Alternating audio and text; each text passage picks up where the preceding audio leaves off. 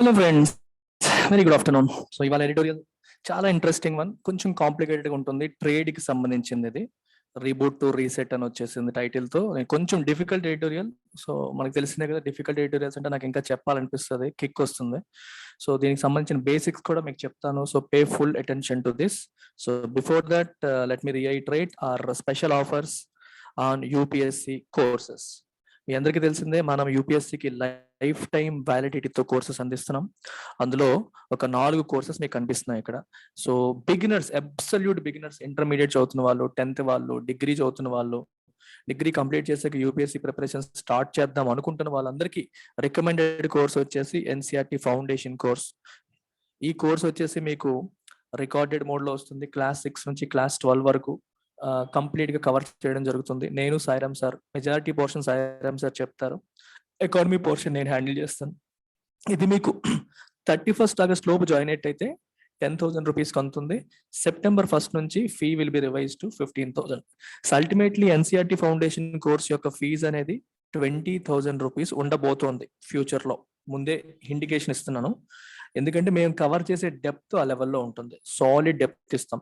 Inaugural starting లో join అయ్యే వాళ్ళకి 10,000 అందిస్తాం. సెప్టెంబర్ లో అయితే 15 ఉంటుంది. Beyond October it will be 20. అది ఆబ్జెక్టివ్. ఇది ఒకటి. సెకండ్ థింగ్ వచ్చి యూపీఎస్సీ ఆప్షనల్స్. ఆప్షనల్స్ వచ్చేసి మనకి 2 ఆప్షన్స్ ఉన్నాయి. మీకు ఈఎంఐ ఆప్షన్ లో జాయిన్ కావచ్చు, ఒకేసారి అప్ ఫ్రంట్ పేజెస్ రాయవచ్చు. అప్ ఫ్రంట్ పే చేస్తే 20,000, ఈఎంఐలో కడితే 25,000. ఈఎంఐ మీరు మంత్ కి 5,000 చొప్పున పే చేసి రావచ్చు. ఇది 31st ఆగస్ట్ వరకు. సెప్టెంబర్ 1 నుంచి ఈఎంఐ 30 అవుతుంది, అప్ ఫ్రంట్ 25 అవుతుంది. సో 5,000 రూపీస్ ఫీజు అనేది పెరుగుతుంది 31st ఆగస్ట్ నుంచి. సో 31st సెప్టెంబర్ నుంచి.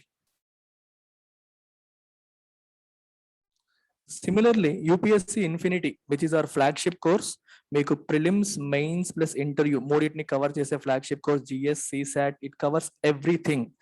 ఈ కోర్స్ వచ్చేసి మీకు 31st ఆగస్ట్ లోపు జాయిన్ అయితే 40, 1st సెప్టెంబర్ నుంచి 50 అవుతుంది. సో 10,000 డిఫరెన్స్ ఉంటుంది అప్ ఫ్రంట్ లో. ఈఎంఐలో అయితే 50 and 60. Even there is a 10,000 difference. So మీకు Pratyusha madam is in charge for all these courses. మీరు కాల్ చేసి ఏమైనా డౌట్స్ ఉంటే క్లియర్ చేసుకొని you can come and join. So let's look at today's editorial. Title ఏముంటుందండి? Reboot to reset. రీబూట్ అంటే అర్థం ఏంటి, రీసెట్ అంటే అర్థం ఏంటి? మీకు ల్యాప్టాప్ ఉందనుకోండి, ల్యాప్టాప్ ని మీరు రీబూట్ చేశారంటే అర్థం ఏంటి? రీస్టార్ట్ చేస్తున్నట్టు. సో ల్యాప్టాప్ లో మీరు ఏవైతే సెట్టింగ్స్ పెట్టుకున్నారో, సిస్టమ్స్ ఏవైతే ఉన్నాయో, రైట్, అవన్నీ మారవు. అంటే నీకు హోమ్ పేజ్ మీద ఏముండాలి, ఏ ఫోల్డర్లో ఏముండాలి, ఇవన్నీ మీరు ఏదైతే సెట్టింగ్స్ పెట్టేసుకుంటారు కదా, అవన్నీ మారవు. You're just restarting it. System off చేసి మళ్ళీ రీస్టార్ట్ చేస్తున్నట్టు, అది రీబూట్. మరి రీసెట్ అంటే మొత్తం ఫ్యాక్టరీ రీసెట్ అంటారు. అన్ని మొత్తం ఎవ్రీథింగ్ ఫ్రెష్. డెస్క్టాప్ మీద ఏముండాలి, ఇక్కడే ఉండాలి, ఈ ఫోల్డర్లో ఏముండాలి, ఆ ఫోల్డర్లో ఏముండాలి, ఏ సెట్టింగ్స్ ఏంటి, వాల్యూమ్ ఎంత, ఇదంతా అన్ని మళ్ళీ ఫ్రెష్ గా రీస్టార్ట్ చేయడం, ఫ్రెష్ గా స్టార్ట్ చేయడం, అది రీసెట్ అనమాట. కంప్యూటర్ పాయింట్ ఆఫ్ వ్యూలో చెప్పాను. మరి ఇండియా యుఎస్ ట్రేడ్ టైస్ అంటే సంబంధాలు. ట్రేడ్ అంటే వ్యాపారాలు, అంటే మర్చెండైజ్ ట్రేడ్ అంటారు అనమాట. గుడ్స్ ని మనం వాళ్ళకి ఎక్స్పోర్ట్ చేస్తాం, వాళ్ళ దగ్గర ఇంపోర్ట్ చేస్తాం. ఈ ట్రేడ్ కి సంబంధించిన టైస్ అనేవి రీబూట్ నుంచి రీసెట్కి వెళ్ళిపోతున్నాయి. రీబూట్ అంటే టెంపరీగా బ్రేక్ వచ్చింది, మళ్ళీ ఇంతకు ముందులాగే స్టార్ట్ చేసుకుందాం అని అనుకున్నారు. అన్ఫార్చునేట్లీ అలా కాకుండా మొత్తం అంతా ఫ్రమ్ ద స్క్రాచ్ నుంచి మొదలు పెట్టే పరిస్థితి వస్తోంది అని దీని ఉద్దేశం.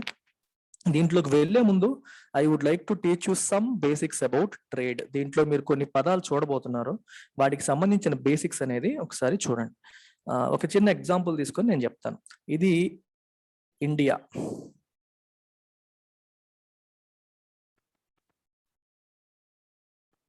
ఇది ఇండియా, ఇది యునైటెడ్ స్టేట్స్ అనుకోండి.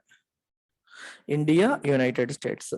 సో ఇండియా నుంచి ఏదన్నా ఒక వస్తువు మనం అమెరికాకి పంపించామనుకోండి, దీన్ని ఏమంటాం మనం? ఎక్స్పోర్ట్ అంటాం, ఎగుమతి. అమెరికా నుంచి ఏదన్నా తీసుకొచ్చామనుకోండి, దీన్ని ఏమంటాం మనం? ఇంపోర్ట్, దిగుమతి. ఇండియా పాయింట్ ఆఫ్ వ్యూలో చెప్పాను. అమెరికా పాయింట్ ఆఫ్ వ్యూలో ఇది ఆపోజిట్ అయిపోతుంది. అమెరికా పాయింట్ ఆఫ్ వ్యూలో ఇది ఆపోజిట్ అయిపోతుంది. ఇప్పుడు అమెరికా పాయింట్ ఆఫ్ వ్యూలోకి వెళ్తే మీకు ఇది అమెరికా పాయింట్ ఆఫ్ వ్యూలో import. Same thing America point of వ్యూలో ఎక్స్పోర్ట్. మన దేశానికి ఇంపోర్ట్ అంటే వాళ్ళ దేశానికి ఎక్స్పోర్ట్ అవుతుంది, అంతే కదా. అమెరికా నుంచి మన దేశానికి వస్తుంది, ఎక్స్పోర్ట్ అవుతుంది. సో ఇండియాకి అది ఇంపోర్ట్, అమెరికాకి అది ఎక్స్పోర్ట్. ఇలా ఒక దేశం ఇంకో దేశానికి ఎక్స్పోర్ట్ చేయడం, వస్తువుల్ని ఇంపోర్ట్ చేసుకోవడం. మన దేశం నుంచి వాళ్ళకి బాస్మతి రైస్ పంపించామనుకోండి, వీఆర్ ఎక్స్పోర్టింగ్ బాస్మతి రైస్. వాళ్ళ దేశం నుంచి మనం టెస్లా కార్ దిగుమతి చేసుకున్నాం అనుకో, వీఆర్ ఇంపోర్టింగ్ టెస్లా కార్. బానే ఉంది. సో ట్రేడ్కి there is something called barrier. Barrier అంటే అర్థం ఏంటి? అడ్డంకి, అబ్స్టకల్, అడ్డంకి అంటాం.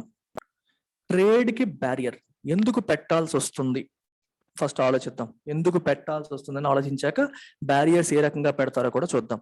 Let us assume India is exporting basmati rice.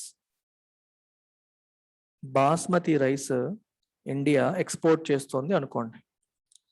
ఇంకా బెటర్ ఎగ్జాంపుల్ చెప్తాను, స్టీల్ తీసుకుందాం. Steel is a better example. Let's say India is exporting steel to USA. యుఎస్ఏకి స్టీల్ ఇండియా ఎక్స్పోర్ట్ చేస్తుంది.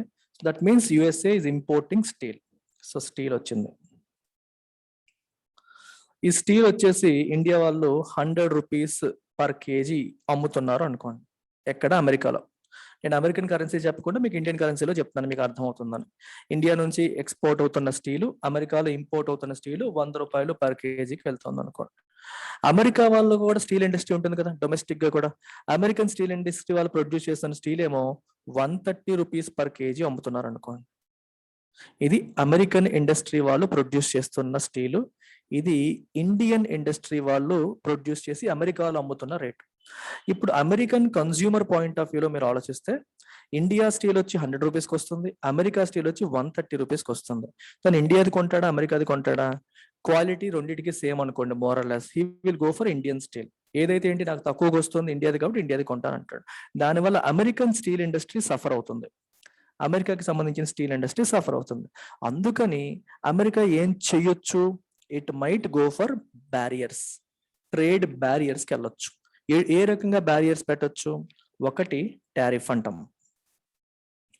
టారిఫ్ అనేది ఇంపోర్ట్స్ మీద వేయొచ్చు, ఎక్స్పోర్ట్స్ మీద కూడా వేయొచ్చు.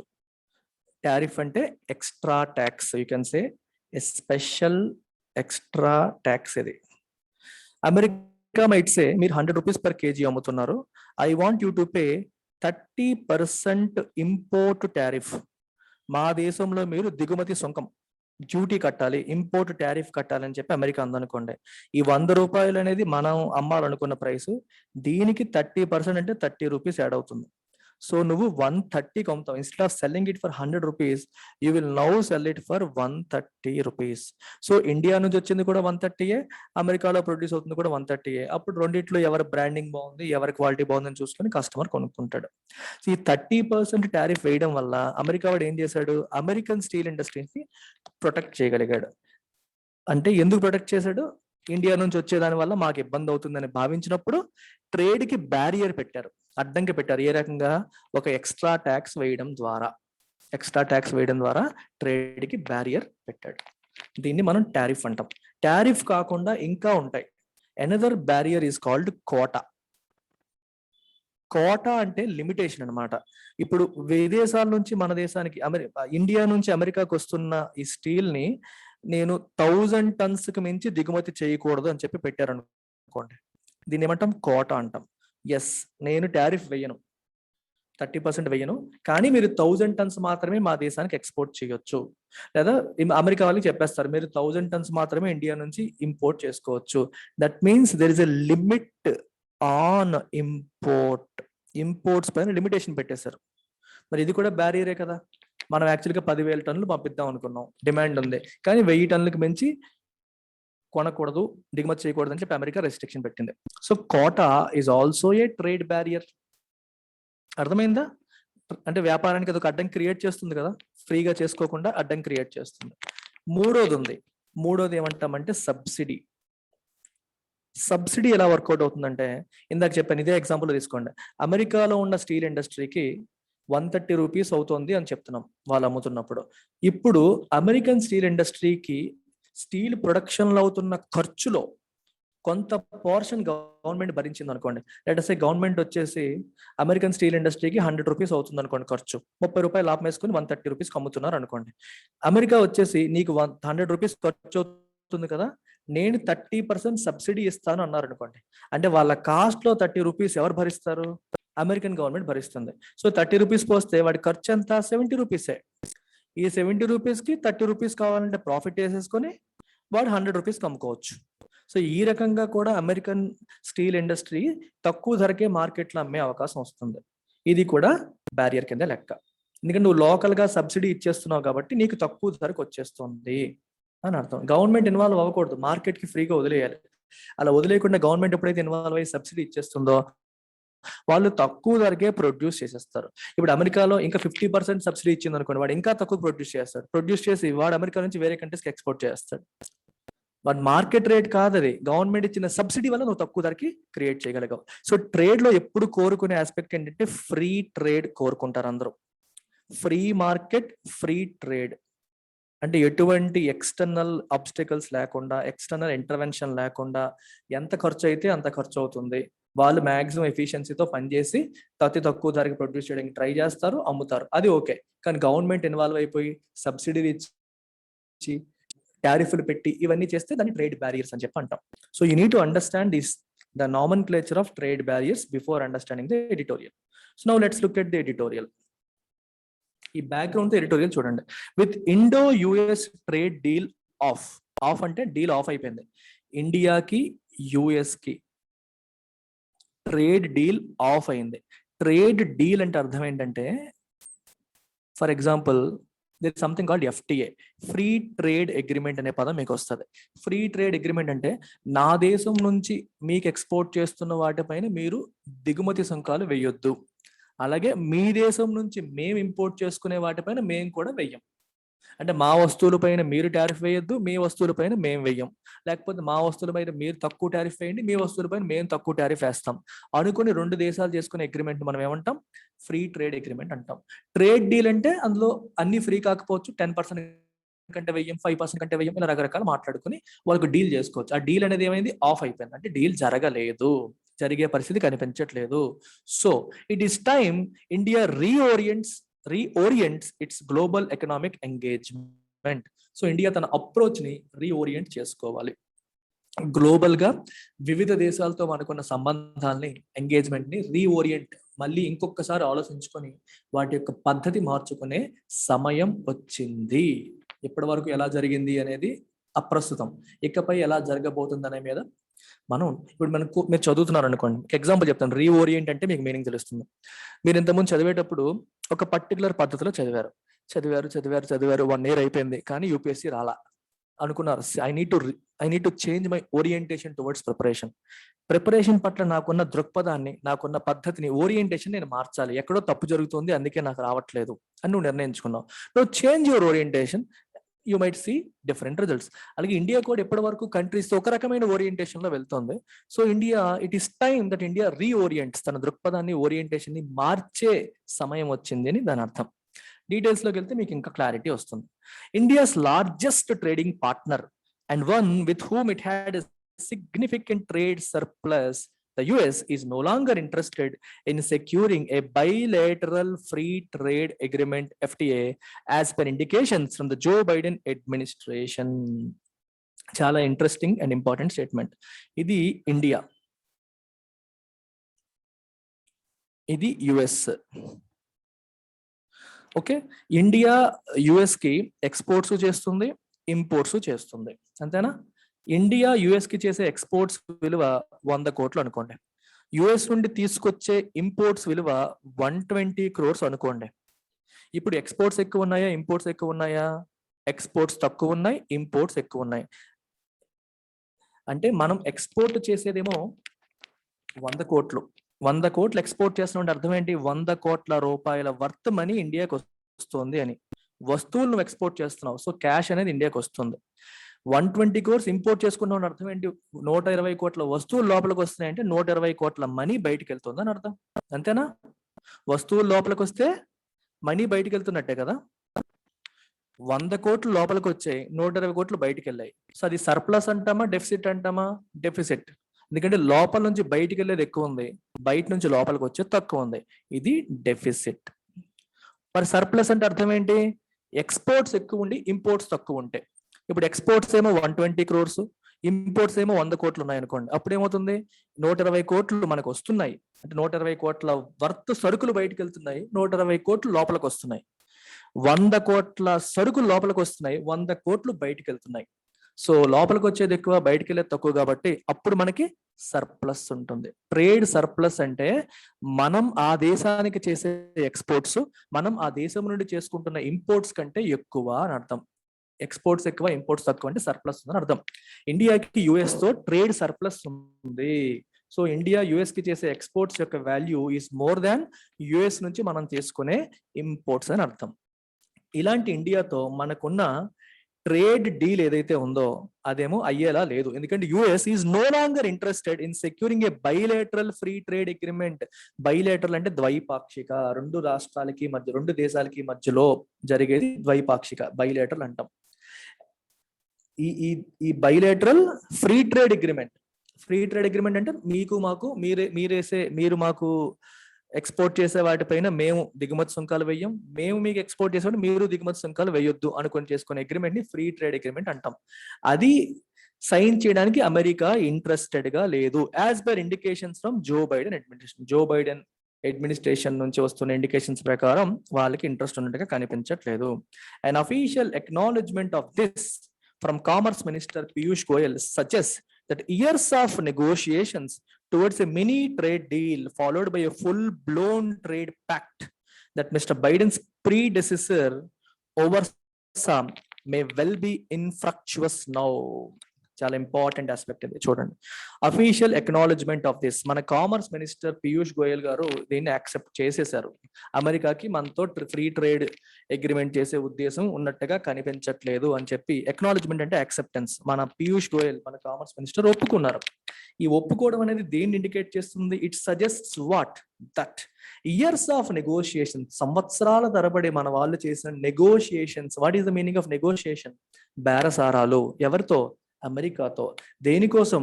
Towards a mini trade deal. సరే మీరు మేము కలిపి ఒక చిన్న ట్రేడ్ డీల్ చేసుకుందాము, మనం ఎక్కువగా ట్రాన్సాక్ట్ అవుతూ ఉంటాము, సో మా వస్తువులపైన మీరు వేయొద్దు, మీ వస్తువులపైన మెయిన్ టారిఫ్ లేవని చెప్పి ట్రేడ్ డీల్ చేసుకుందామని సంవత్సరాల తరబడి నెగోషియేషన్స్ జరుగుతూనే ఉన్నాయి. Followed by full blown trade pact. Mini అంటే కొన్ని ఆస్పెక్ట్స్ కి మాత్రం సంబంధించి, ఫుల్ బ్లోన్ అంటే మొత్తం ఎంటైర్ ట్రేడ్ కోసం, అంటే ఏ అంశాలపైన ఏ వస్తువులు మనం ట్రేడ్ చేస్తున్నామో అన్నిటిపైన ఒక ఒప్పందం చేసుకుందాం అని చెప్పి ఎప్పటి నుంచో బేరసారాలు జరుగుతున్నాయి. ఈ ఒప్పందానికి సంబంధించిన విషయాలు ఎవరు చూశారు? మిస్టర్ బైడెన్స్ ప్రీడెసెసర్, ఆయన కంటే ముందున్న వ్యక్తి ఎవరు? ట్రంప్ హయాంలో, ట్రంప్ పర్యవేక్షణలో ఇవన్నీ జరిగాయి. కానీ అన్ఫార్చునేట్లీ ట్రేడ్ డీల్ సైన్ కాలా. కాకపోతే అవంతా కూడా ఇప్పుడు ఏమైపోయింది? ఇన్ఫ్రక్చువస్ అంటే పాయింట్లెస్, అన్నెసెసరీ. అదంతా యూజ్లెస్ అయిపోయింది. ఇన్ఫ్రక్చువస్ అంటే పాయింట్లెస్ అని, అన్నెసరీ అని అర్థం. యూజ్లెస్ అయిపోయింది. ఎందుకంటే బైడెన్ అడ్మినిస్ట్రేషన్ అసలు డీల్ చేసుకునే ఉద్దేశంలోనే లేదు అని ఇండికేషన్ వచ్చేసింది. సో ఇంత కష్టం కూడా వృధా అయిపోయింది అని అర్థం. The government will now seek to work on market access issues on both sides, he said, adding that lowering of non-tariff barriers, mutual recognition pacts, and adopting common quality standards can also help Indian exports in the interim. So చాలా పదాలు వచ్చాయి, attention pay చేయండి, detail గా చెప్తాను. మొదటిది ఏం చెప్పారు చూడండి, the government will now seek అంటే try to work on market access issues. Market access issue అంటే ఇండియాలో ఏదైనా ఒక ప్రొడక్ట్ ఉందనుకోండి, ఈ ప్రొడక్ట్ అమెరికాలో డిమాండ్ ఉంది అనుకోండి, ఇది నేను ఎక్స్పోర్ట్ చేయాలి అనుకుంటున్నాను, కానీ అక్కడ ఏదో వాళ్ళు క్లియరెన్స్ ఇవ్వట్లా, ఇండియన్ ప్రొడక్ట్ కి క్లియరెన్స్ ఇవ్వకపోవడం కానీ, యాక్సెస్ వాళ్ళ మార్కెట్ కి యాక్సెస్ ఇవ్వకుండా ఏదో అడ్డు పెడుతున్నారు అనుకోండి, ఏదో హై టారిఫ్ పెట్టేశారు అనుకోండి ఈ ప్రొడక్ట్ పైన, సో నీకు యాక్సెస్ రాదు అని అర్థం. ఇప్పుడు టెస్లా కార్ ఉంది, అమెరికా వాళ్ళ కార్ ఇది. ఈ టెస్లా కారు ఇండియన్ మార్కెట్ లో అమ్ముదామని అనుకుంటున్నారు వాళ్ళు.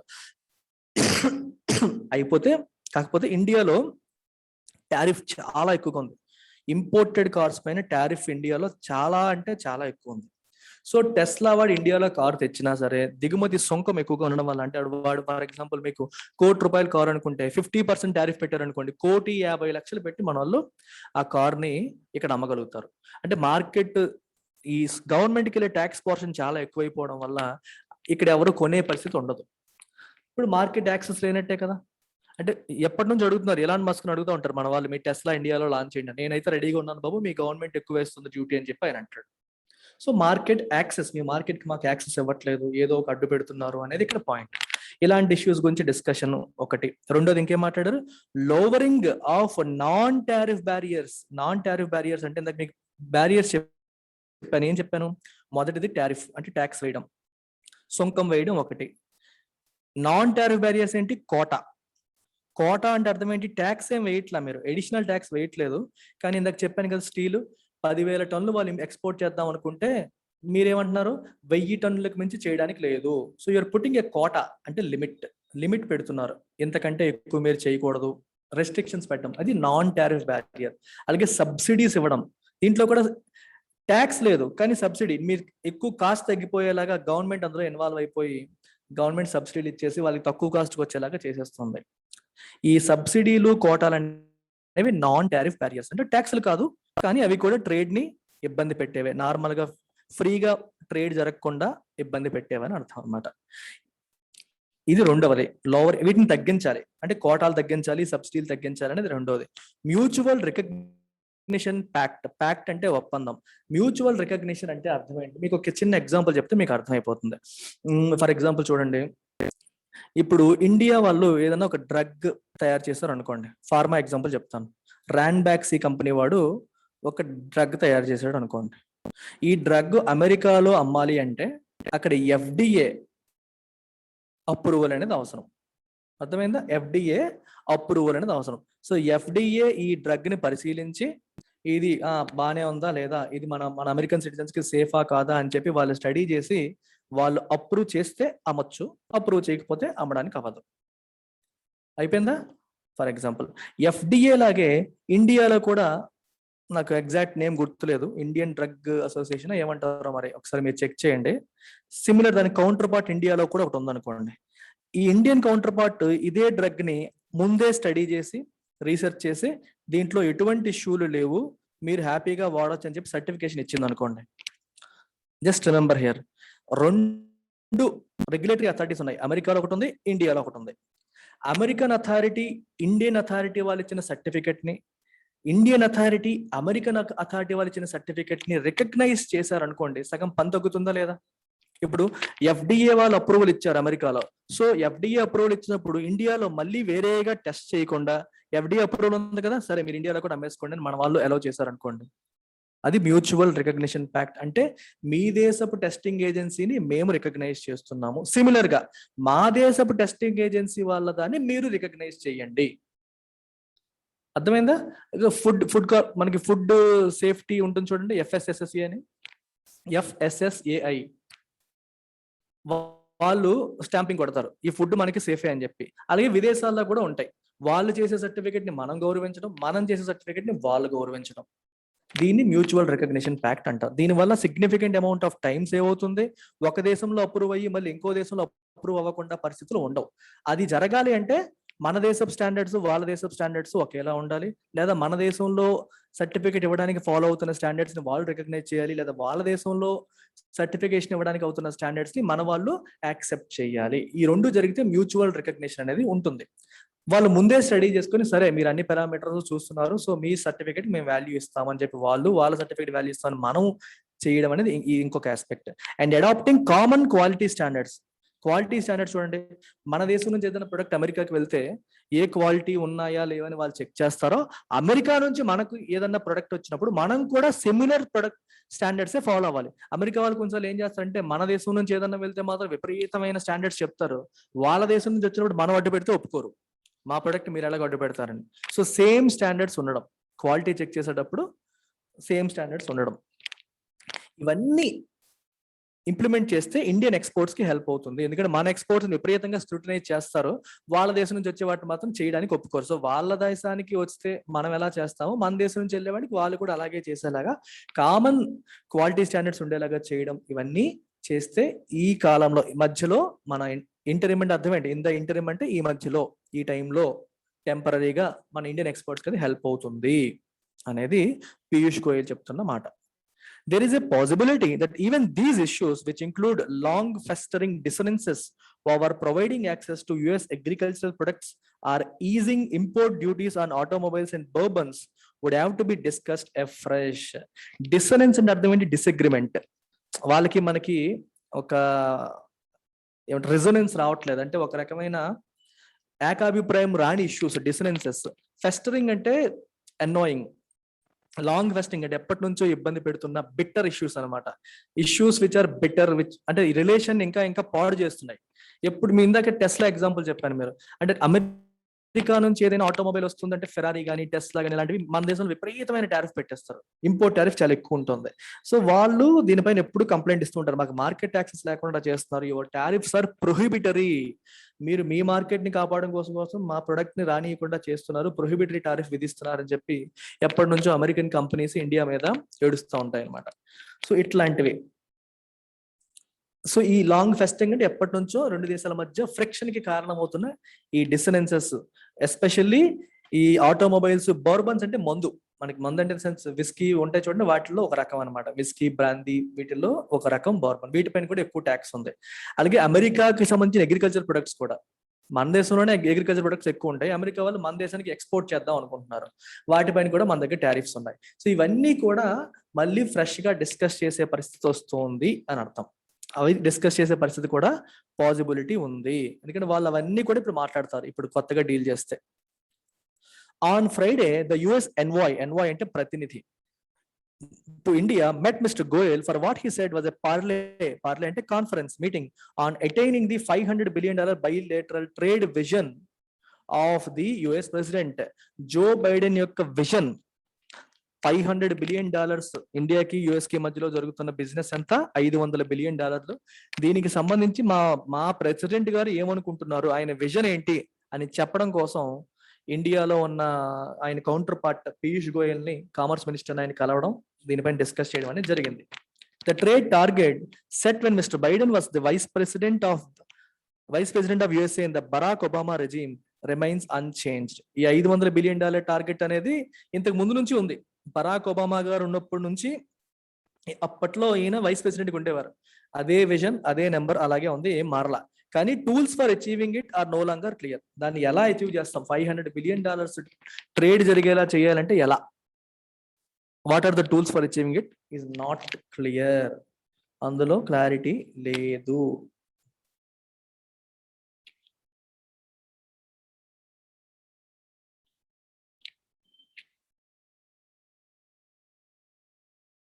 క్లారిటీ లేదు.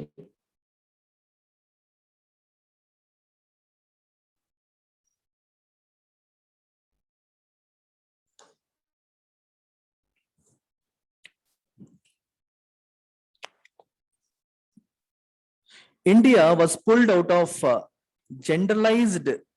US's generalized system of preferences that granted some tariff relief to its exports by the Trump government in 2019, and hopes of its reinduction through a mini trade deal now appear bleak. Chala important sentence adi, chala important sentence chudandi. India was pulled out of the US's generalized system of preferences. Generalized system of preferences అనేది అమెరికాలో ఉన్న ఒక program, GS generalized system of preferences program. ఈ program ఏం చేస్తుందో ఒకసారి చూడండి. ఇప్పుడు అమెరికా చాలా దేశాలతో ట్రేడ్ చేస్తుంది, అంటే వ్యాపారం చేస్తుంది, ఎక్స్పోర్ట్స్ ఇంపోర్ట్స్ చేస్తూ ఉంటుంది. ఇది యుఎస్ అనుకోండి, దిస్ ఈజ్ యునైటెడ్ స్టేట్స్, ఇది any other country, especially developing లేదా లీస్ట్ డెవలప్డ్ కంట్రీస్ అనుకోండి, కొన్ని కంట్రీస్ ఉంటాయి. అమెరికా కొన్ని కంట్రీస్ కి వీటిల్లో జిఎస్పి స్టేటస్ ఇస్తుంది. It gives a status of GSP. Generalize system of preference అంటే జిఎస్పి స్టేటస్ ఇవ్వడం వల్ల అడ్వాంటేజ్ ఏంటి? ఈ కంట్రీ నుంచి అమెరికా ఏదన్నా ఇంపోర్ట్ చేసుకుంటే, టారిఫ్స్ విల్ బి లోవర్. వాటిపైన టారిఫ్ అనేది ఎక్కువ ఉంటుందా తక్కువ ఉంటుందా? తక్కువ ఉంటుంది. దేర్ విల్ బి లో టారిఫ్ ఆన్ దట్. ఈ జిఎస్పి స్టేటస్ ఇంతకుముందు ఇండియాకు ఉండేది. అంటే ఇండియా నుంచి ఏదైనా ఇంపోర్ట్ చేసుకుంటే అమెరికా తక్కువ టారిఫ్ వేసేది, because we have GSP status. ఇప్పుడు ఏం చేశారు? ట్రంప్ హయాంలో ఈ స్టేటస్ ని తీసేసరికి ఇండియా నుంచి ఏదైనా ఇంపోర్ట్ చేస్తే వాళ్ళు తక్కువ టారిఫ్ వేయాలన్న రెస్ట్రిక్షన్ వాళ్ళకి లేదు. వాళ్ళు ఎక్కువ టారిఫ్ వేయాలంటే వేసుకోవచ్చు. ఇది ప్రాబ్లం. ట్రంప్ హయాంలో ఈ జిఎస్పిని తీసేశారు. అందుకే రాశారు that granted some tariff relief to its exports by the Trump administration in 19 and hopes of its reinduction. ఇప్పుడు మినీ ట్రేడ్ డీల్ చేసేసి మళ్ళీ తీసుకొచ్చేద్దాం అని చెప్పి మన వాళ్ళు ప్లాన్ చేశారు. అన్ఫార్చునేట్లీ హోప్స్ అనేవి అపియర్ బ్లీక్ అంటే హోప్లెస్, అంటే అంత పాజిటివ్ గా కనిపించట్లేదు, అయ్యే పరిస్థితి కనిపించట్లేదు. While India was expected to gain from the Sino-US trade wars under the Donald Trump administration, its retaliation to the GSP status revocation with hiked tariffs on US products had led to frictions that perhaps stymied the conclusion of a mini trade deal before the change at the helm in the White House. చూడండి, దీని అర్థం ఏంటంటే, while India was expected to gain from the cyano US trade wars. మీకు Trump హయాంలో ఏం జరిగిందంటే అమెరికాకి చైనాకి ట్రేడ్ వార్స్ జరిగాయి. ఇది యుఎస్, ఇది చైనా. అమెరికా యుఎస్ చైనాకి ఎక్స్పోర్ట్ చేసేవి, చైనా నుంచి ఇంపోర్ట్ చేసుకునేవి అనుకోండి. ట్రంప్ ఏం చేశాడంటే చైనా నుంచి ఏవైతే ఇంపోర్ట్ చేసుకుంటున్నారో వస్తువులు వాటన్నిటిపైన టారిఫ్ పెంచేశాడు. అంటే విపరీతంగా ఇంపోర్ట్ టారిఫ్స్. చైనా నుంచి స్టీల్ వస్తుంది 30% ట్యాక్స్ వేసాయి, చైనా నుంచి వేరే ఏదైనా ప్రొడక్ట్ వస్తుంది 40% వేసాయి, విపరీతంగా పెంచేశారు ట్యాక్స్లు. ఎప్పుడైతే చైనా నుంచి వస్తున్న వస్తువులపైన అమెరికా టారిఫ్ పెంచిందో చైనా ఏం చేసింది? అమెరికా నుంచి ఉన్న వస్తువులపైన వాళ్ళ టారిఫ్లు పెంచేశారు. సో ఏం జరిగింది? Trade war. అమెరికాకి చైనాకి మధ్యలో ట్రేడ్ వార్ జరిగింది. దీనివల్ల ఇండియాకి ఏ రకంగా బెనిఫిట్ అని చెప్పి మీరు అడగొచ్చు. మీకు ఎగ్జాంపుల్ చెప్తాను. అమెరికా లెటర్స్ స్టీల్ ఇంపోర్ట్ చేస్తుంది అనుకోండి. If America is importing steel, China నుంచి ఇంపోర్ట్ చేస్తుంది అనుకోండి. ఇంతకుముందు చైనా వాడు 100 రూపాయలకి అమ్మేవాడు అనుకోండి. ఇండియా నుంచి వచ్చే స్టీల్ ఏమో 110 రూపీస్ అయింది అనుకోండి. ఇది ఇండియన్ స్టీల్, ఇదేమో చైనీస్ స్టీల్. చైనా దాని మీద 30% ట్యాక్స్ వేసారు అనుకోండి. ఎంత అయినది? 130 అయిపోయింది. అంటే చైనా స్టీల్ తో కంపేర్ చేస్తే ఇండియన్ స్టీల్ ఇప్పుడు అట్రాక్టివ్ అయిపోయింది. చైనా స్టీల్ 130 అయిపోయింది, ఇండియన్ స్టీల్ ఏమో 110 రూపీస్కి వస్తుంది. సో కాబట్టి అమెరికన్ కంపెనీస్, స్టీల్ కొనే కంపెనీస్ ఏవైతే ఉంటాయో వాళ్ళు చైనా దగ్గర కొనడం మానేసి ఇండియాకి ఆర్డర్స్ ప్లేస్ చేసే అవకాశం పెరుగుతుంది. సో అందుకే రాశారు అక్కడ. ఏం చెప్పారు? While India was expected to gain from the cyano US trade wars, ఆ వార్ వల్ల మనకి అడ్వాంటేజ్ అయ్యేలా ఉందని చెప్పి ఇండియా అనుకుంది. Under the Donald Trump administration, it's retaliation to the GSP status revocation gain చేద్దాం అనుకుంది. కానీ ప్రాబ్లం ఏమైంది? జిఎస్పి స్టేటస్ మనకి ఈ చెప్పాను కదా, ఈ స్టేటస్ అనేది తీసేశారు. రివోకేషన్ అంటే రిమూవల్. తీసేసరికి మాకు మీరు ఇంతకు ముందు ఒక ప్రిఫరెన్స్ స్టేటస్ ఇచ్చేసారు, ఇప్పుడు మీరు తీసేశారు కాబట్టి మేము సైలెంట్గా ఉండం, మేము కూడా రిటాలియేట్ చేస్తాం, మేము తిప్పి కొడతాం, మీరు చేసిన యాక్షన్కి మేము దెబ్బ కొడతామని చెప్పి ఇండియా ఏం చేసింది? టారిఫ్లు పెంచింది. అమెరికా నుంచి మనం ఇంపోర్ట్ చేసుకున్న వస్తువులపైన టారిఫ్ హైక్ చేసేసింది. మీరు మాకు ఇంతకుముందు ఇచ్చిన ప్రిఫరెన్స్ ఇప్పుడు రిమూవ్ చేసేసారు, ఇప్పుడు మీకు ఇచ్చే ప్రిఫరెన్స్ మేము రిమూవ్ చేస్తాం, మీ వస్తువుల మీద టారిఫ్ పెంచేస్తాం అని చెప్పి ఇండియా అమెరికన్ ఇంపోర్ట్స్ పైన, అమెరికా నుంచి మనం దిగుమతి చేసుకునే వస్తువులపైన టారిఫ్లు పెంచేసింది. దానివల్ల రెండు దేశాల మధ్యలో ఫ్రిక్షన్స్, గొడవలకి కారణం అయిపోయింది. ఈ గొడవలే పర్హాప్స్ బహుశా స్టైమీడ్ అంటే అడ్డుకున్నాయి దేన్ని? The conclusion of mini trade deal. ఇద్దరి మధ్య డీల్ చేసుకుందాం అనుకున్నాం కానీ మీరు ఎలా చేశారని మేము చేయడం, మేము ఎలా చేశారని మీరు చేయడం, ఈ గొడవలు పెరిగి అవి చివరికి అడ్డంకికి దారి తీశాయి. అర్థమైందా? ప్రివెంట్ చేసేసాయి అని అర్థం అనమాట.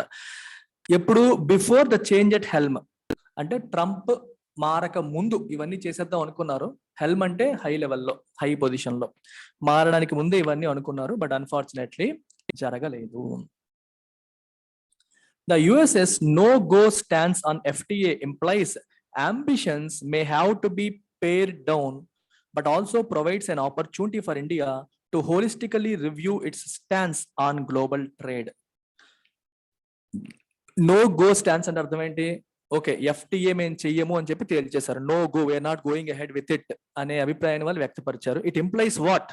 That means ambitions may have to be pared down. అంటే అమెరికాతో మనకి ట్రేడ్ డీల్స్ వచ్చేస్తాయి, మనకి హెల్ప్ అవుతుంది, పాజిటివ్ అవుతుందని మనం పెట్టుకునే అంబిషన్స్ ఏవైతే ఉన్నాయో పేర్డ్ డౌన్, తగ్గించుకోవాల్సిన అవసరం ఉంది. ఎందుకంటే మనం అనుకున్నట్టుగా జరిగేటట్టు కనిపించట్లేదు. But it also provides an opportunity for India to holistically review it stands on global trade. Okay, అమెరికాతో కంప్లీట్ గా ఇప్పుడు మళ్ళీ మొదటి నుంచి నెగోషియేట్ చేసుకొని కొత్తగా డీల్ చేసుకునే పరిస్థితి కనిపిస్తుంది. ఫ్రీ ట్రేడ్ డీల్ అయ్యేలా లేదు, సో ఏం చేయాలని ఆలోచించే పరిస్థితి వచ్చింది. దీని గురించి మనం బాధపడకుండా దీని ఒక ఆపర్చునిటీగా తీసుకొని హోలిస్టిక్ రివ్యూ, హోలిస్టిక్ అంటే కన్సిడరింగ్ ఆల్ ఆస్పెక్ట్స్, అన్ని ఆస్పెక్ట్స్ ని దృష్టిలో పెట్టుకొని గ్లోబల్ ట్రేడ్ విషయంలో మన దృక్పథం ఏంటి అని ఇంకొకసారి ఆలోచించుకునే అవకాశాన్ని కల్పించింది అని మనం పాజిటివ్ గా తీసుకోవాలని చెప్పి అంటున్నారు. It is refreshing that mister Goyal has signaled a revamped approach towards FTAs and reminded Indian industry that there cannot be one-way traffic. ఇది ఒక రిఫ్రెషింగ్ అంటే పాతకాలం కాకుండా కొంచెం కొత్తగా ఆలోచిస్తున్నారు అన్నప్పుడు రిఫ్రెషింగ్ అంటాం. ఫ్రెష్ థాట్స్ వస్తున్నాయి. ఎందుకు? That mister Goyal has సిగ్నల్డ్ revamped approach towards FTS విషయంలో ఒక మారిన అప్రోచ్ తో మేము వెళ్ళబోతున్నామని చెప్పి ఆయన సిగ్నల్ చేశారు. And reminded Indian industry there cannot be one way traffic. Indian ఇండస్ట్రీకి రిమైండ్ చేశారు, గుర్తు చేశారు. ఏమని? There cannot be one way traffic. ఇది ఎందుకు, ఏ సెన్స్ లో చెప్పారో చూడండి. ఇప్పుడు ఇండియాలో ఉన్న industry, I want you to get involved completely, పూర్తిగా ఇన్వాల్వ్ అవ్వండి. You will have a wonderful picture of what's happening there. ఇది ఇండియన్ ఇండస్ట్రీ అనుకోండి, అంటే ఇండియాలో ఉన్న కంపెనీస్. స్టీల్ ఎగ్జాంపుల్ గా తీసుకున్నాక స్టీల్ ఇండస్ట్రీ అనుకోండి. ఇది చైనా అనుకోండి, ఇది ఇండియా అనుకోండి. చైనా నుంచి మనకి స్టీల్ ఎక్స్పోర్ట్ అవుతుంది అంటే మనకి ఏమవుతుంది? ఇంపోర్ట్ అవుతుంది అనుకోండి. ఇండియన్ ఇండస్ట్రీ ఏం కోరుకుంటది? చైనా నుంచి వస్తున్న స్టీల్ మీద టారిఫ్లు ఎక్కువ పెట్టేయండి సార్ అంటారు. ఎందుకు? ఎక్కువ టారిఫ్లు పెట్టేస్తే ఇండియన్ ఇండస్ట్రీకి హ్యాపీ కదా. చైనా నుంచి వచ్చే స్టీల్ రేట్ పెరిగింది అనుకోండి, ఇండియా స్టీల్ కి డిమాండ్ పెరిగినట్టు, వీళ్ళ రేట్లు అట్రాక్టివ్ గా ఉంటాయి. ఇండియన్ ఇండస్ట్రీ అదే కోరుకుంటది. పీయూష్ గోయల్ ఏమంటున్నారు? There cannot be one way traffic అంటే అర్థం ఏంటి? చైనా నుంచి వస్తున్న వస్తువుల పైన నువ్వు టారిఫ్లు వేస్తే నీ నుంచి వెళ్లే వస్తువుల పైన చైనా కూడా టారిఫ్ వేస్తుంది. సో దానివల్ల ఏమవుతుంది? ఇండియా నుంచి వెళ్లే ఎక్స్పోర్ట్స్ కి ఇబ్బంది వస్తుంది. అంటే మన కోసం మనం చూసుకుంటే వాడు అలాగే ఆలోచిస్తాడు. వన్ వే ట్రాఫిక్ ఉండదు. నేనేమో టారిఫ్లు పెంచేస్తాను, నా ఇండస్ట్రీని కాపాడేస్తానంటే వాడు అదే పని చేస్తాడు. వాడు టారిఫ్ పెంచేస్తాడు, వాడు ఇండస్ట్రీని కాపాడుకోవడానికి ట్రై చేస్తాడు. ఇలా ఎవరి ఇండస్ట్రీని వాళ్ళు కాపాడుకోవడానికి చేసే ప్రయత్నాన్ని ఏమంటాం? ట్రేడ్ ప్రొటెక్షనిజం అంటాం. We call it trade protectionism. They are trying to protect their own trade, their own business. ఇది ఎవరికి మంచిది. ప్రతి కంట్రీ కూడా వాళ్ళ బిజినెస్ వాళ్ళు కాపాడుకోవాలని ప్రయత్నాలు చేస్తుంటే ఇదే జరిగింది.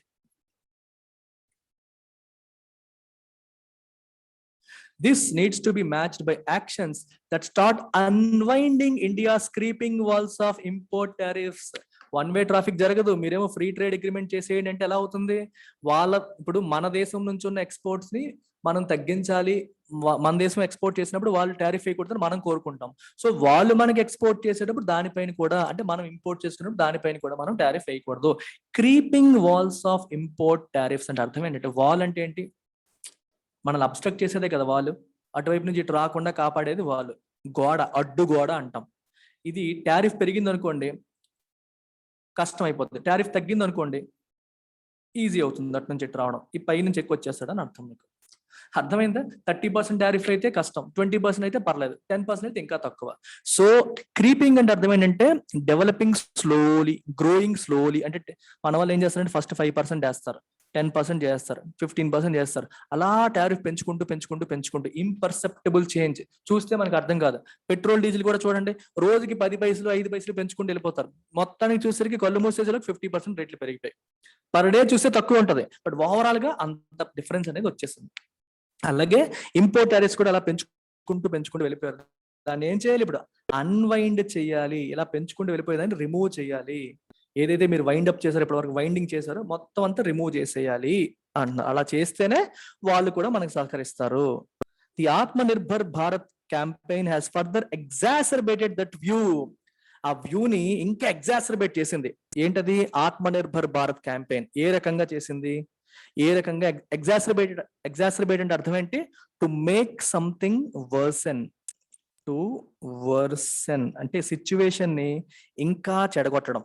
To worsen a situation, to make something bad, even ఇంకా చెడగొట్టడాన్ని మనం ఏమంటాం? ఎగ్జాసర్బేట్ అంటాం. ఏ వ్యూ అది? ఇక్కడ రాశారు చూడండి. As the advent of A protectionist closed market project. Protectionist అంటే ఇప్పుడే చెప్పాను, అంటే మన దేశపు ఇండస్ట్రీని కాపాడేయాలి. ఏదైనా సరే విదేశాల నుంచి వచ్చే వాటిపై నేను టారిఫ్ వేసేస్తాను, మీరు ఇక్కడ మీరు హ్యాపీగా ప్రొడ్యూస్ చేసుకోండి అని చెప్పారు అనుకోండి. మీ దేశపు ఇండస్ట్రీని మీరు కాపాడడానికి ట్రై చేస్తున్నారు. Protectionist regime, protectionist closed market అనే పదం ఎందుకు వచ్చింది? అప్పుడు విదేశీయులు నీ దేశానికి ఎక్స్పోర్ట్ చేస్తే మనం ఇంపోర్ట్ చేసుకునే పరిస్థితులు ఉండవు, ఎందుకంటే మనం టారిఫ్ ఎక్కువ వేసేసాము. సో ఆ ప్రొడక్ట్ కి ఇండియాలో డిమాండ్ తగ్గిపోతుంది.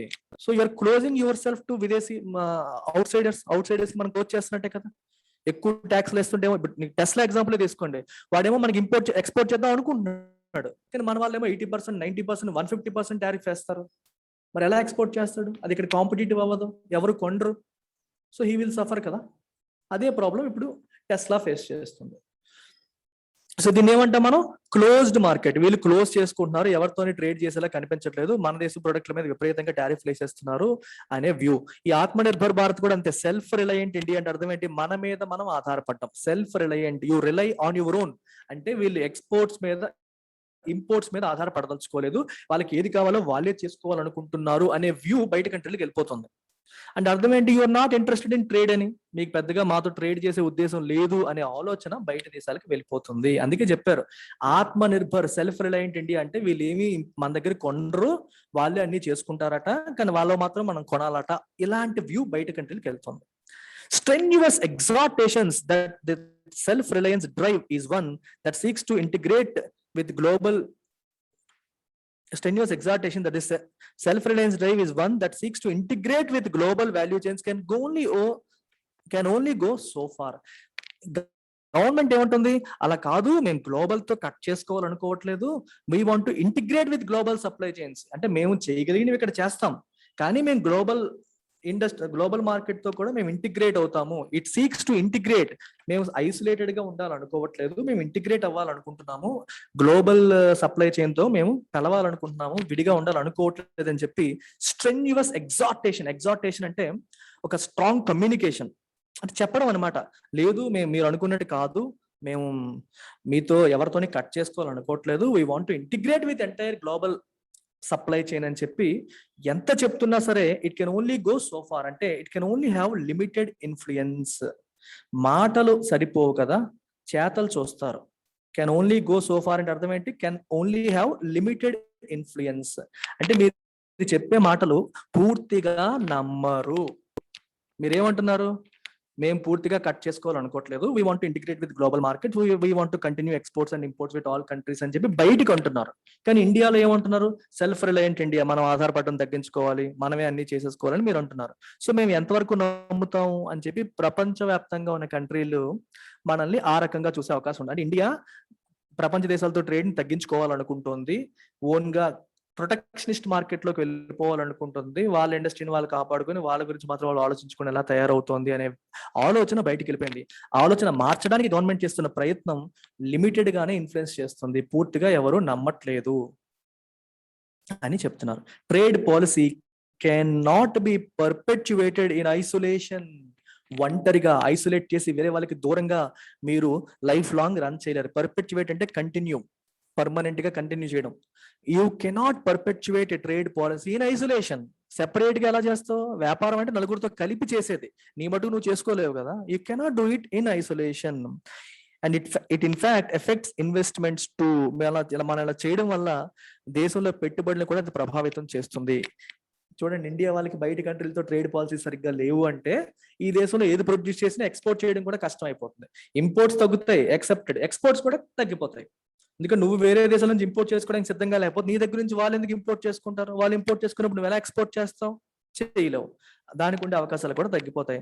ఎక్స్పోర్ట్ చేసే అవకాశం ఎప్పుడు తగ్గుతుందో నీకు ఇన్వెస్ట్మెంట్స్ కూడా తగ్గిపోతాయి. Having walked out of RCEP, ఇది రీసెంట్ గా మాట్లాడుకున్నాం, రీజనల్ కోఆపరేషన్ అన్నమాట.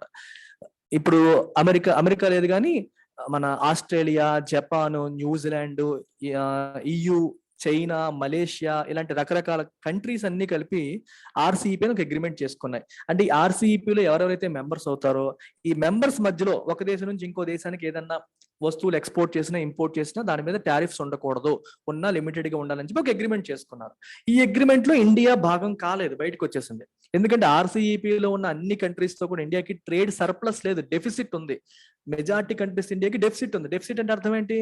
వాళ్ళ నుంచి మనం ఇంపోర్ట్ చేసుకునేది ఎక్కువ, వాళ్ళకి మనం ఎక్స్పోర్ట్ చేసేది తక్కువ. అంటే మన ఎక్స్పోర్ట్స్ పైన వాళ్ళు ఇచ్చే రిలీఫ్ కంటే వాళ్ళు చేసే ఎక్స్పోర్ట్స్ పైన మనం ఇచ్చే రిలీఫ్ ఎక్కువైపోతుంది. అంటే మనం వాళ్ళకి ఇచ్చే హెల్ప్ ఎక్కువ అవుతుంది, వాళ్ళ నుంచి మనకు వచ్చే హెల్ప్ తగ్గిపోతుంది అని చెప్పి మన డొమెస్టిక్ ఇండస్ట్రీలో ఉన్న వాళ్ళందరూ కూడా వ్యతిరేకించారు. అందుకని మెజారిటీ ఇండస్ట్రీస్ వ్యతిరేకించేసరికి India has walked out of RCEP నుంచి బయటకి వచ్చేసింది. India needs to demonstrate to its potential FTA partners, including the EU and the UK, with which rivals like Vietnam have already sealed a deal, that it is a viable alternative to China in a post-COVID world. India demonstrate చేయాలి ఎవరికి? Future లో ఎవరైతే మనతో FTA partners అవ్వబోతారో, potential అంటే possibility ఉన్న ఈ FTA free trade agreement partners ఎవరైతే మనకి అనుకుంటున్నామో వాళ్ళకి డెమాన్స్ట్రేట్ చేయాలి. ఏమని? Including EU and UK, United Kingdom, మన యూరోపియన్ యూనియన్ కూడా డెమాన్స్ట్రేట్ చేయాలి. ఏమని? It is a viable alternative to China. Post Covid world, Covid తర్వాత వచ్చిన ఈ ప్రపంచంలో చైనాకి India is a viable practical alternative. China దగ్గర మీకు కుదరకపోతే మా దగ్గరికి వచ్చేయండి, చైనా నుంచి మీకు ఇబ్బందులు ఉంటే మాతో చేసుకోండి, మేము చైనా ప్రొడ్యూస్ చేసే ప్రతిదీ మేము చేయగలుగుతాము, మాతో మీరు ట్రేడ్ చేసుకోండి అని చెప్పి డెమాన్స్ట్రేట్ చేయాలి. డెమాన్స్ట్రేట్ చేయాలంటే మీ పాలసీస్ కూడా వాళ్ళకి అనుకూలంగా ఉండాలి. వాళ్ళు ఏదైనా ఎక్స్పోర్ట్ చేస్తే మనం చైనీకి పోవడం, మనం టారిఫ్లు ఎక్కువ పెట్టడం, ఇలా చేస్తే కష్టం, నంబర్ నిన్ను. సో నువ్వు డెమాన్స్ట్రేట్ చేయాలి. అదంతా వయబుల్ అంటే ఫీజిబుల్, ప్రాక్టికల్ అనే మీనింగ్ వస్తుంది. వియత్నాం ఏమో మనకి కాంపిటీషన్, వియత్నాం వాళ్ళేమో EU UKతో ఆల్రెడీ సైన్ చేసుకున్నారు, డీల్ సైన్ చేస్తారు, మనం మాత్రం ఉండిపోయాం వెనక్కి. To be a major trading and manufacturing nation, మీరు మంచి ట్రేడింగ్ నేషన్, మ్యానుఫ్యాక్చరింగ్ నేషన్ అవ్వాలంటే India can ill afford to keep sending mixed signals. You ill afford అంటే కెనాట్ ఎఫర్డ్, అంటే యూ కెనాట్ డూ దట్. ఏంటది? Sending mixed signals. నువ్వు ఒకటే చెప్పాలి, ఒకటి నువ్వు ప్రొటెక్షనిస్ట్ మెజర్ లో ఉంటావా లేకపోతే ఓపెన్ మెజర్ లో ఉంటావా. అంటే ఓపెన్ సిస్టమ్ లో ఉంటే నువ్వు టారిఫ్లు ఎక్కువ వేయొద్దు, నీ ఎక్స్పోర్ట్స్ పైన కూడా టారిఫ్ వేయొద్దు అని అడుగు. లేదా ప్రొటెక్షనిస్ట్ వెళ్ళారు అనుకోండి, సో నువ్వు విదేశీయులు మీకు పంపించే వాటి మీద టారిఫ్లు వేస్తావు. ఆబ్వియస్ గా వాళ్ళు కూడా చేస్తారు, యూ కెనాట్ కంప్లైన్. వాళ్ళ దేశం నుంచి వచ్చే వస్తువుపై నువ్వు టారిఫ్ వేస్తే నీ దేశం నుంచి వెళ్ళే వస్తువుపైన వాళ్ళు టారిఫ్ వేయరండి, ఖచ్చితంగా వేస్తారు. You cannot stop it. So ఇది మిక్స్డ్ సిగ్నల్స్ వెళ్ళకూడదు. ఎయిదర్ నువ్వు Atmanirbhar Bharat, self reliant India, నేను ఎవరితో ఆధారపడను అనే సిస్టమ్ అన్నా ఉండాలి, లేకపోతే లేదు India is open to trade with all global partners అని ఒక క్లియర్ కట్ సిగ్నల్ అనేది వెళ్ళాలి. సెల్ఫ్ రిలయంట్ ఇండియా అనే పాయింట్ ఇండియాలో మనకి మంచి పేరు తీసుకొచ్చింది, కానీ దీనివల్ల విదేశీయులకి అనుమానాలు వచ్చాయి. సో ఇండియా మన వివిధ దేశాలతో ట్రేడ్ తగ్గించుకుంటుందా అనే అనుమానాలనే వచ్చాయి. So you cannot do that. దానివల్ల ఏమవుతుందంటే బిజినెస్ తగ్గిపోతుంది అని అర్థం. I hope you have understood. చాలా బ్యూటిఫుల్ ఎడిటోరియల్, అంటే మీకు సబ్జెక్ట్ తెలిస్తే చాలా easy, right? Take care. So ఎకానమీని ఈ రకంగా మనం మంచి మంచి ఎగ్జాంపుల్స్ తో హ్యాపీగా నీట్గా నేర్చుకుంటాం. ఓన్లీ ఇండియన్ ఎకానమీ మాత్రమే నేర్చుకోవాలి నా దగ్గర అనుకునే వాళ్ళకి కూడా సెపరేట్ కోర్స్ ఉంది. మీరు ప్రత్యూష మేడం కాల్ చేసి, if you are interested you can join my economy course as well. Complete UPSC లేదు, నేను ఓన్లీ ఎకానమీ ఒకటే నేర్చుకుంటాను సార్ మీ దగ్గర అన్నా, మీరు హ్యాపీగా జాయిన్ అయిపోవచ్చు. ఈ నెంబర్ కాల్ చేయండి, జాయిన్ అవ్వండి. Take care, bye.